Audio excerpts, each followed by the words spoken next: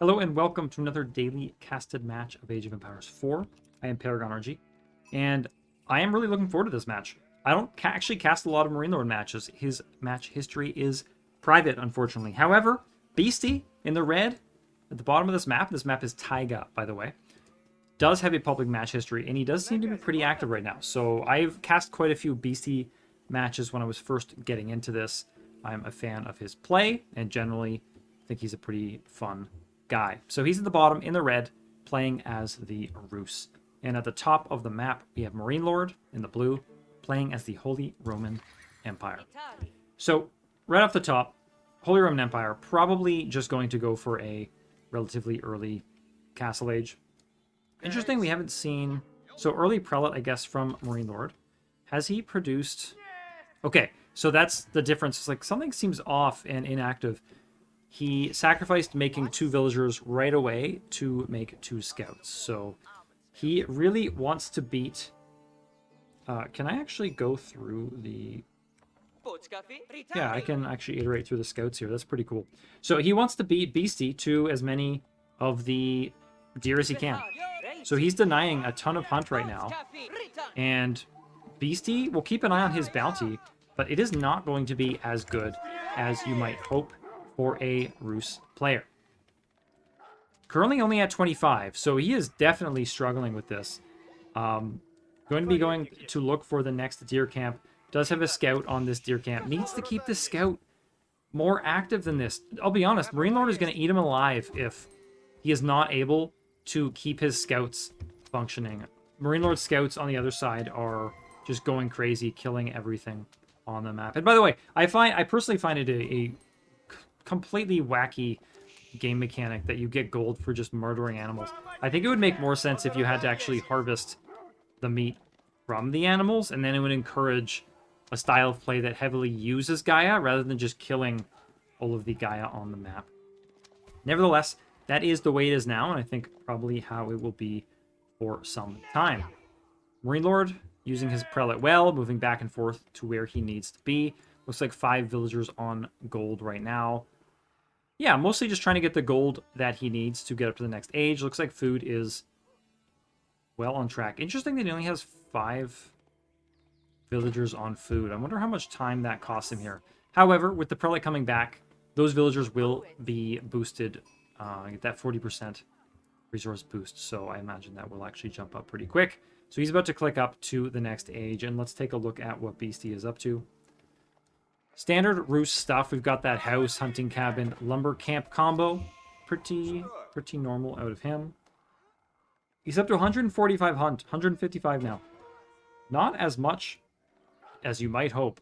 And MarineLord's pretty much the best at scout micro, especially since right now you can do what's called animation cancel for your scouts. So you can actually attack, move, attack them again. It is not ideal, and he actually may get away with killing one of Beasty's scouts here. God, it's so nasty. So MarineLord, even when he's outnumbered, often still manages to get a kill, and it is very, very nasty. Turn down my volume a little bit. Scouts are yelling in my ear. So, MarineLord is going up with the Aachen Chapel. No surprise there. Looks like he doesn't manage to get the gold in range, so he'll probably be making a second Prelate to get out to there. What does that do? Maybe that tells us something. The fact that, like, he had a choice here, right? So he has berries, actually, potentially 2 wood patches in range. So that's pretty cool. And then, of course, the villagers on the sheep, which can almost always be in range of the Aachen Chapel. But you could imagine he moves it here and then gets TC, berries, and gold. But he is not as interested in that gold. Beasty actually doing a little better in this scout engagement. Currently running away with the scouts. Remember that scouts heal. So if you can get at least, I guess, I don't know, 16 hit points, then one attack won't from another scout won't kill them. Let's just double check that. 4 attack plus 5 per scout. So if you're at 15 hit points, you'll jump down to 1 when you get attacked. I want to take a look actually at the villager count right now. So we have 19 for Beasty and 18 for MarineLord. So only 1 back on villagers, which is not too bad considering Beasty is only at 240 bounty now. Let's see, does he have more sheep? Does he really only have one more sheep? If so, that means 5 more gold, and he'll be 5 away from the next tier, which would just be so painful. Okay, let's take a look. So lots of scouts moving forward on the map. Does Beasty... I'm assuming he has professional scouts coming in. Let us confirm that. It is indeed. So scouts getting out and about on the map, maybe trying to sort of contest the deer where possible. That'll still take a while for that upgrade to come in, though, so wouldn't be surprised if MarineLord's still able to get some of those deer if he really wants them. Producing scouts out of his stable now. Keep in mind that HRE don't get any bonuses to scout production. It's just really nice to bring back a deer to be within range of the Aachen Chapel. And let's take a look at its radius, actually, just to... Given that we were analyzing it before, so... These villagers eventually won't be in range, and gold definitely not in range, but otherwise, yeah, pretty much all of those resources, so well placed by him. And we see another prelate come out to sit on that gold. So that's really great, actually. That covers all of his resources. It's really quite nice. Beastie's scouts getting angry, driving MarineLord's deer off, or rather his scouts off of the deer. So Wooden Fortress down for Beastie as well. That'll be a nice little bonus to all of his wood income. We'll see that drop off of 12 instead of 10 here. Really helpful. Yes, these things are expensive. What is it, 175 or 170? 175 wood to build a wooden fortress. But it will pay off. It'll take some time, but eventually it will net you positive wood. Golden Gate from him. So he's currently banking 2 supplies. He will be able to get some positive trades going with that, so that will probably help him get toward the Castle Age. You can actually see now both players are angling pretty hard toward Castle. Beastie looks like he's closer to it, at least in terms of food. 820 food for him. MarineLord closer for gold, but remember, Beastie can just sell some wood, for example, or food if he wants to, with the Golden Gate and jump up, 2 supply, jump up 300 gold. No problem. Bring back 6 carcasses. Very nice. You can see this area has been cleared of its deer. The icon actually disappears when you do so. However, MarineLord is also grabbing his deer on the map as well. So far, it looks like Beastie has the advantage in terms of deer brought back to the home base. Really like to see those dropped here, but sometimes they're awkward. They don't always drop, so better probably to not waste the time as Beastie is doing. It's just a house, archer range from Beastie, and 2 archery ranges. So pretty meta play from Beastie. Looks like these are both going to be a rep, with the double archery range implying horse archers in the Castle Age. He almost has the gold he needs, even has the supply he needs to sell, let's say 100 wood, as soon as he gets it. So I expect him to click up pretty darn quickly here. There he goes. Sells, I think, the food. And clicks up with the Abbey of the Trinity. Very meta play. Beastie. Now, Rus are considered the second strongest civ behind the Mongols. So I'm wondering, what is MarineLord's response going to be to this? We can see that he's going with the Regnitz Cathedral, so it is also meta HRE play. I'm curious how well he is able to fight for the relics on the map. If I had to guess, horse archers, pardon me, are going to be pretty darn good at competing for relics, sniping prelates and things like that. We can see prelate already moving out here, prelate already moving out here, though, so Beastie would have to get out on the map pretty darn quickly at this stage, and he's not actually even in the Castle Age yet. MarineLord already there, so there you go. One of the easiest counters, perhaps, is just getting there slightly earlier, and if your opponent does not have horsemen or even a pack of scouts, then you will be able to grab at least a couple of relics if you're really proactive about it. Beastie's probably going to be pretty disappointed here to move out in the map and find there are relics missing. So he'll definitely wish he got on top of that a little better. That should be... I only see 2 relics on the map. Oh, he already has 3. So I didn't see the 3rd one grabbed. It must have been closer to his base. So MarineLord is honestly killing it. He's doing exactly what he needs to combat the Rus. This will be way better than what Warrior Monks grabbing relics can accomplish. 900 gold per minute is completely insane. And now he has options. So he's going to push forward with Knights Knights, yes, will go down to horse archers, especially if they are trickled in with the right micro. That being said, he always has that option of pulling the trigger on the Imperial Age, hitting Palace of Swabia, and if Beasty is not able to do some kind of killing move, there will be serious trouble for Beasty. MarineLord currently running out to hide in this stealth forest. Looks like he wants to assert over this this sacred site, or at least, yeah, make sure that Beasty himself is not grabbing it. Honestly, I think Beasty's pretty bummed. His scouts are running around and not finding much, so MarineLord absolutely nailing this so far. Just everything being a little bit tighter means that you can beat your opponent to every stage of the game. And so this looks like one of the ways that HRE can outmatch the Rus. That being said, Beasty is definitely not out of this game. One relic in here for him. Where is that other relic? Did he manage to... Okay, so Warrior Monk does have it. Do we see a Wololo? We do not.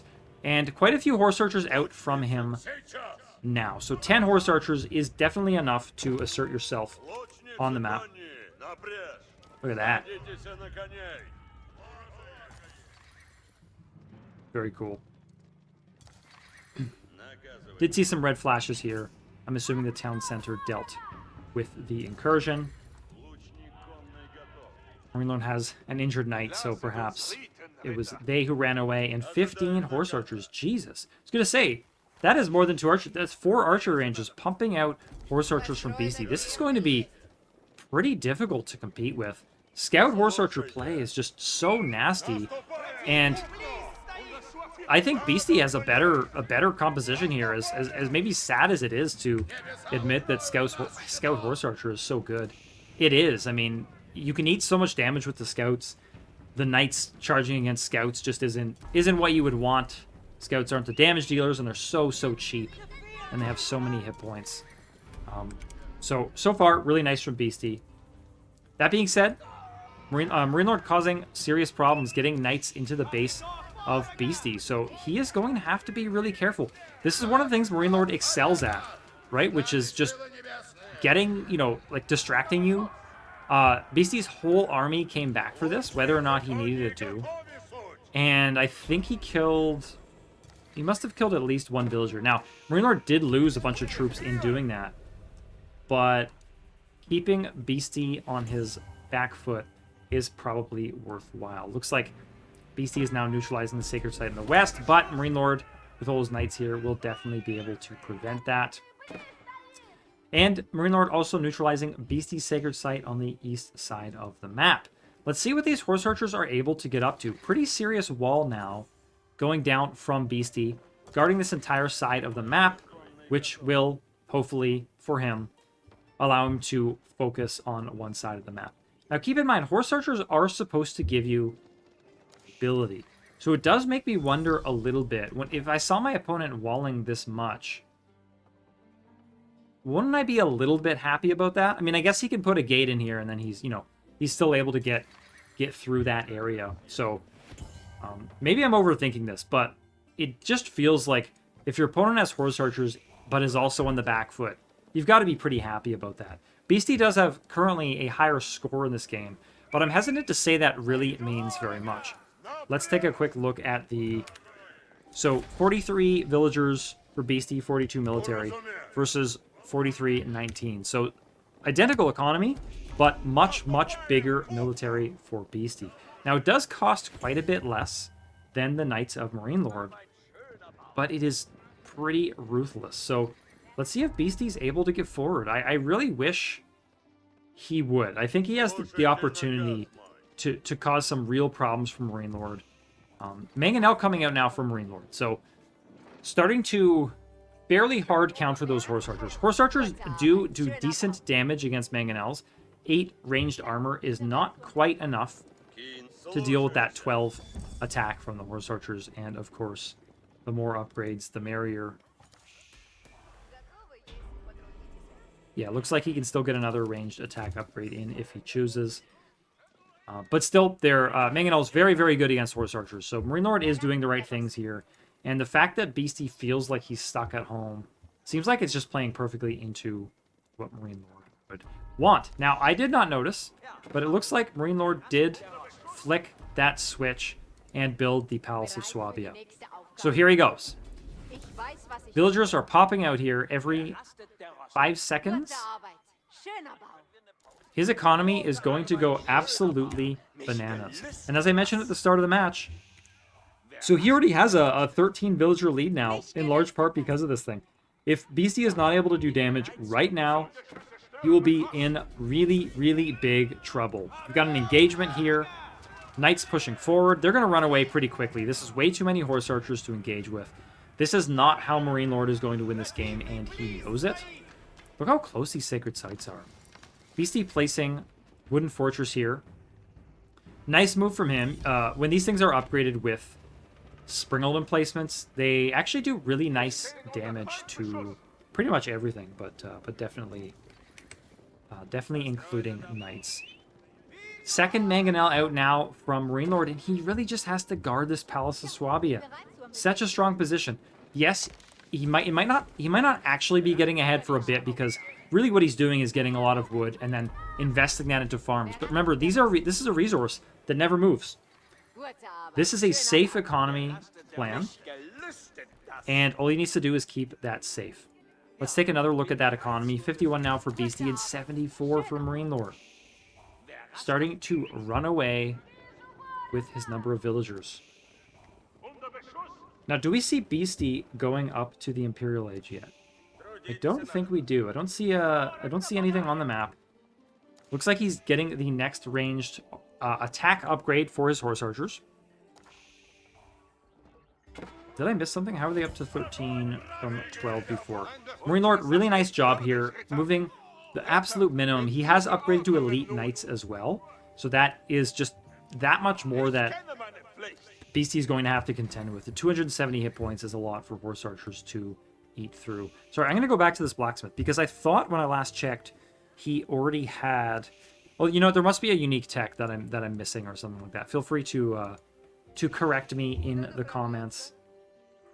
But yeah, this kind of play is so good from MarineLord. Like, Beasty should be in MarineLord's base, sieging it down right now. And the fact that he is not means MarineLord is firmly in control. And the score is also starting to show that.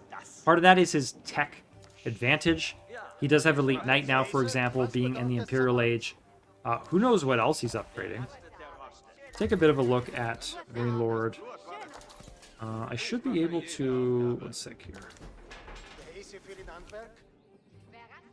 Adding another mangonel, actually. Tons of knights being built by him. Bombard coming out. Yeah, so much good stuff coming out from MarineLord. Alright, Beasty, however, is on the move. And this is a pretty nasty army from him. Let's watch this thing for a little bit. This is a proper horde. I mean, this is how I wish Mongols were played. I think over time, the devs are going to have to nudge the Mongol civilization to actually be a cavalry civ. This is what I want to see. For a while, I planned, before the game came out, to be a Mongols main and to cast a lot of Mongols games, but weirdly, they became a tower-rushing infantry civ, which thematically does not fit them at all. So Beasty has run, not home, but he's playing so defensively here. He's moving forward with a little bit of harassment here. But, you know, if he kills like 15 villagers even, which he won't, it's just not going to be enough. He is down now by 43 villagers. I think there's almost nothing he can do to MarineLord at this stage. Let's take a look at MarineLord's Death Ball. So all these elite knights, 3 mangonels. Yeah, this is so nasty.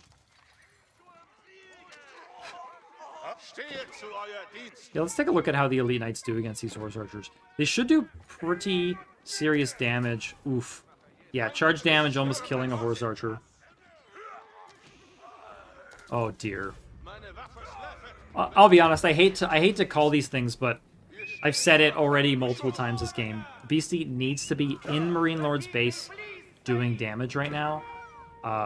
This is looking so one-sided. And the weird thing is that from his point of view, it might look okay until So I'm going to say until like 10 seconds from now when he sees these knights bombard mangonels, and then he sees like just massive unit spam. I wouldn't be surprised to see MarineLord throwing up more production facilities and getting ready for... So yeah, a bunch more stables coming up on the back now. University, can't tell what his research. Single scout being super annoying. Beastie's back line. Oh, don't run home with everybody. Okay, good. Pulls off a couple of horse archers. Waiting for the engagement here. Look at this death ball. Second bombard comes out. The thing is, you know, we know Beastie's going to have to run away, right? That's the nature of using horse archers anyway, is that they're fundamentally hit and run units. So these siege units will be able to just inch toward Beastie's base. Bombards will absolutely annihilate any kind of emplacements in the way, right? So wooden fortresses, things like that. And if he wins any battle, he's going to march right into Beastie's base and just start wrecking things. Okay, so taking out that wooden fortress, let's get back to cinematic mode here. First engagement, let's see what Beastie does. I mean, he's got to run, right? All these elite knights. Beastie has hit the next age. Still has regular horse archers, as far as I can tell. Let's just confirm that. Yes, regular horse archers. We'll see when those are upgraded. Knows he can't really engage with this yet, especially with all those mangonels. MarineLord playing it pretty safe here. Taking the sacred sites. And can even just leave one knight on them. He really doesn't have to overcommit. Yeah, there we go. He's doing exactly that. Now he can move forward with his knights and continue guarding his siege. Beastie's high armory is right up front. He's building another siege workshop. It just feels like too little too late. What's going to come out of this that will save him? Springald's coming out now. Is he getting the ranged upgrade? Yeah, not yet. So big battle in Beastie's base now. Let's see these mangonels fire. Just hitting the buildings for now. More knights heading in. Horsemen. Bombards setting up. Targeting the high armory. Oh, Lord.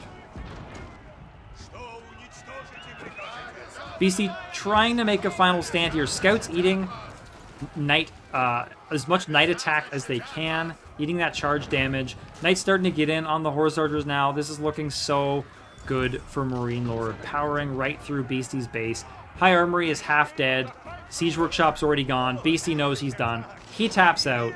MarineLord showing us how it's done. HRE against Roos on Taiga. Folks, this has been Paragon RG. If you enjoyed this one, stay tuned for more casted matches and analysis, and I will catch you next time.